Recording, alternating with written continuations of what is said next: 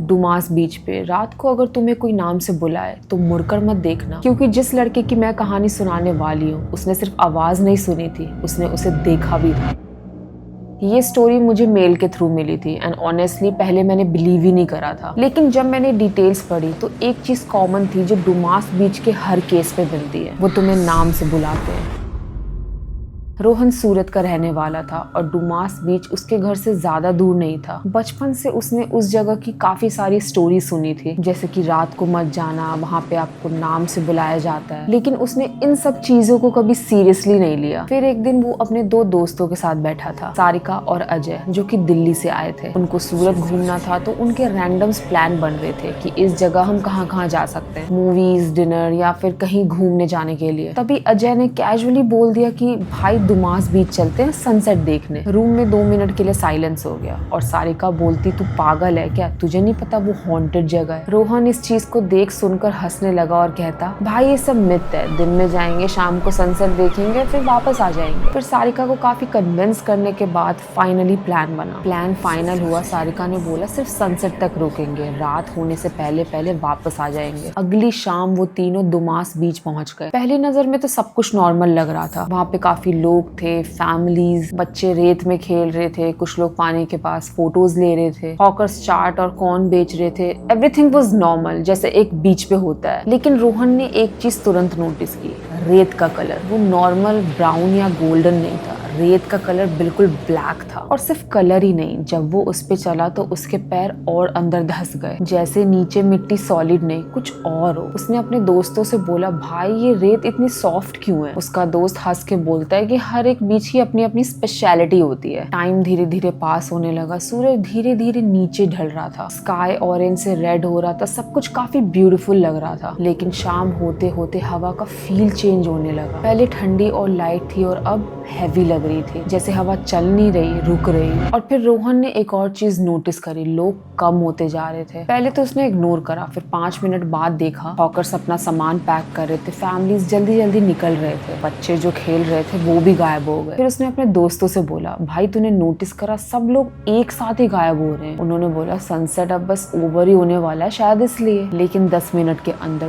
पूरा scene change हो गया। जो बीच थोड़ी देर पहले भरा हुआ था वो ऑलमोस्ट खाली हो चुका था। उस टाइम तक सिर्फ 3 लोग थे, रोहन और उसके 2 दोस्त, और सामने काली रेत और अंधेरा होता हुआ समुंदर। और तब अजय को पहली बार फील हुआ कि यहाँ पे रुकना ज्यादा देर तक ठीक नहीं है। अब इस टाइम तक बीच पे कोई नहीं था, मतलब कोई भी नहीं, सिर्फ 3 चीजें थी, समुंदर की लगातार आवाजें, हवा जो अब ठंडी नहीं भारी लगने लगी थी, और वो काली रेत जो पैर के नीचे धीरे धीरे धसी जा रही थी। रोहन ने अपने हाथ से जैकेट को थोड़ा टाइट किया और उसने धीरे से बोला, भाई चलते हैं। इस टाइम तक रोहन को भी फील हो चुका था कि कुछ गलत है। तीनों मुड़कर चलने लगे, लेकिन 5-6 कदम के बाद ही रोहन अचानक से रुक गया। दोनों दोस्तों ने उसकी तरफ देखा और पूछा, क्या? रोहन ने कुछ नहीं बोला, बस हल्का सा सिर घुमाया, जैसे वो किसी आवाज को पकड़ने की कोशिश कर रहा हो। 2 सेकंड से लेकर 3 सेकंड तक तो उसको सिर्फ हवा महसूस हो रही थी। फिर बहुत धीरे बिल्कुल हल्की सी आवाज आई, रोहन। आवाज इतनी धीमी थी कि अगर वो ध्यान से ना सुन रहा होता तो शायद इग्नोर हो सकती थी। उसका दिल 1 सेकंड के लिए रुक गया। उसने तुरंत पूछा, तुम लोगों ने कुछ सुना? उसके दोस्त बोलते, हमने तो कुछ नहीं सुना। रोहन ने तुरंत पीछे मुड़कर देखा, वहाँ पे कोई नहीं था, सिर्फ अंधेरा और दूर तक फैली हुई काली रेत। उसने फिर खुद को समझाया शायद हेलुसिनेशन होगा। तीनों वापस चलने लग गए और इस बार रोहन थोड़ा फास्ट चल रहा था, जैसे वो उस जगह से अब तुरंत निकलना चाहता हो। और तब बिना किसी वार्निंग के वही आवाज फिर से आई, इस बार थोड़ी क्लियर,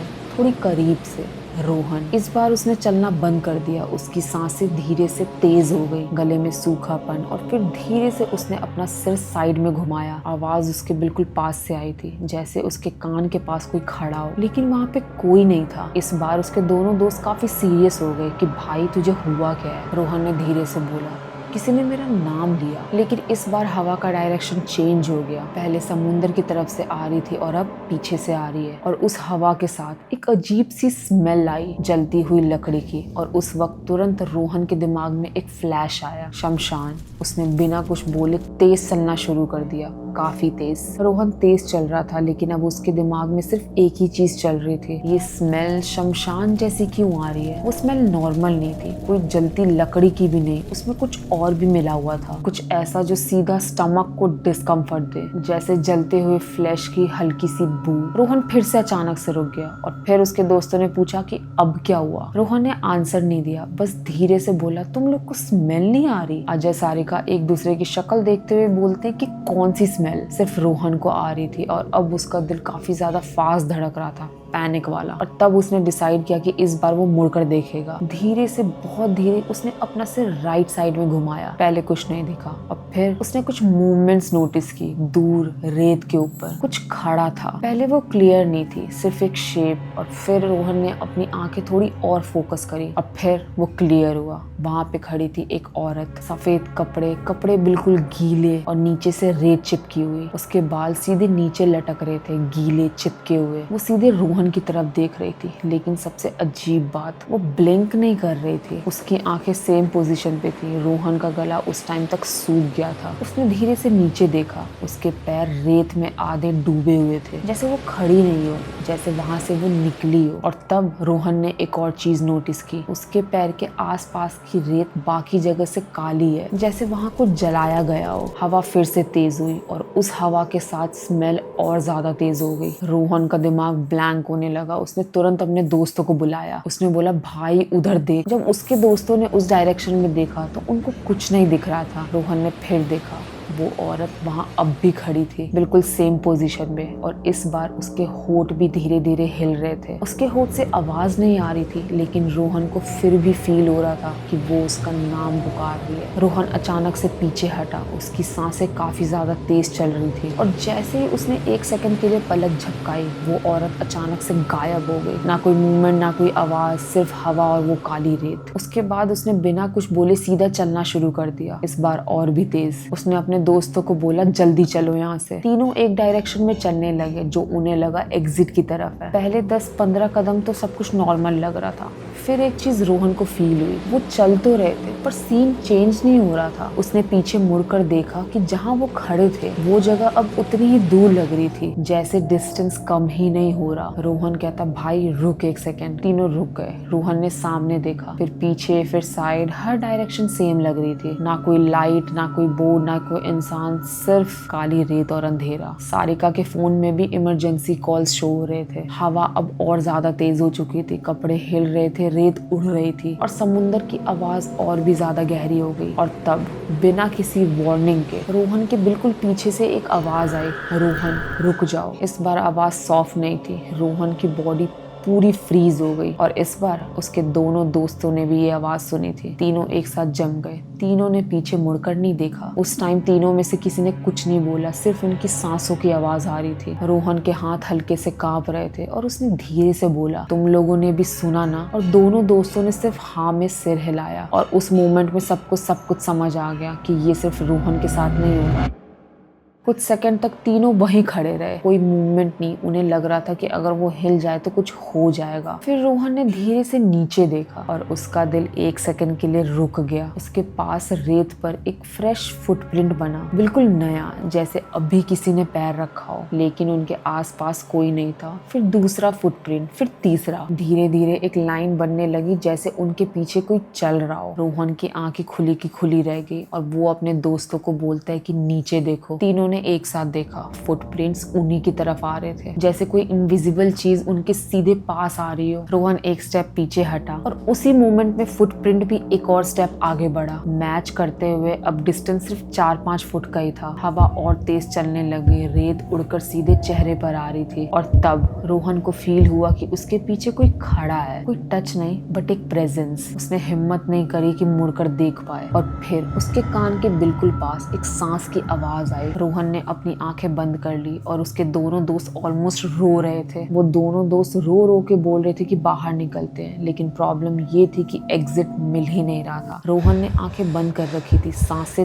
तेज चल रही थी, दिल इतना जोर से धड़क रहा था कि चेस्ट से बाहर ही आ जाएगा। उसे उसके दोस्तों की आवाज आ रही थी कि मत मुड़ मत मुड़, लेकिन इंसान का दिमाग डर से ज्यादा क्यूरियोसिटी पे चलता है और रोहन कंट्रोल नहीं कर पाया। धीरे, बहुत धीरे उसने अपनी गर्दन घुमाई। पहले उसने सिर्फ अंधेरा देखा, फिर एक शेप, फिर वो क्लियर हुआ। वो औरत उसके बिल्कुल पीछे खड़ी थी, इतने पास कि अगर रोहन हाथ बढ़ाता तो उसे छू सकता था। और उसका चेहरा बिल्कुल भी नॉर्मल नहीं था। स्किन बिल्कुल सफेद नहीं, हल्की ग्रे जैसे रंग निकल गया हो। आंखें बिल्कुल काली, ना वाइट पार्ट ना प्यूपिल, बिल्कुल काला अंधेरा। और सबसे डरावनी बात, वो ब्लिंक नहीं कर रही थी। उसके बाल गीले थे और उनसे हल्की पानी की बूंद रेत पर गिर रहे थे। रोहन फ्रीज हो गया, ना वो पीछे हट पा रहा था ना आवाज निकाल पा रहा था। उस औरत ने धीरे से अपना सिर झुकाया, जैसे वो रोहन को ऑब्जर्व कर रही हो। फिर उसके होठ धीरे से हिले, बिल्कुल हल्की आवाज में उसने बोला, यहाँ से कोई वापस नहीं जाता। जैसे ही उसने ये बोला, हवा एकदम से रुक गई। समुंदर की आवाज भी एक सेकंड के लिए गायब। पूरा एनवायरनमेंट डेड साइलेंट। और उस साइलेंस में रोहन को एक और चीज फील हुई। उस औरत का चेहरा और भी ज्यादा करीब आ रहा था, इतना करीब कि उसकी सांसें रोहन के चेहरे पर लग रही थी। रोहन का दिमाग ब्लैंक हो गया, विजन ब्लर होने लगा। उसने लास्ट टाइम देखा वो काली आंखें सीधे उसके अंदर देख रही थी और फिर ब्लैकआउट। नेक्स्ट मॉर्निंग सुबह के 6 बजे रोहन और उसके दोनों दोस्त मिले बीच के एक कॉर्नर पे। रोहन बेहोश पड़ा था,